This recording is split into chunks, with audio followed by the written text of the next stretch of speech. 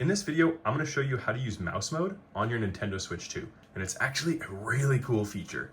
So first, what you're gonna need to do is detach your Joy-Cons from the actual console, and then I recommend using the cover that comes with your console. You don't wanna mess up your controllers just by using my mouse mode without this cover. So snap on the cover, and then this is the cool part. You just lie it down flat, and the Switch 2 will detect that it's in mouse mode already. So now you can move it around and you can hit ZR to act as a button, and then it's automatically put into mouse mode, and you can hit B to go back, and there you go. That's how you use mouse mode. And if you ever want to get out of mouse mode, you can just use it as a normal controller again, and it'll auto detect and go back to being a normal Joy-Con. And then you can go back down, use mouse mode, or you can just remove the cover and then you can snap it right back onto the console and it goes back to normal. So that is how you use mouse mode on the Nintendo Switch 2 with your new Joy-Cons. Thank you for tuning in.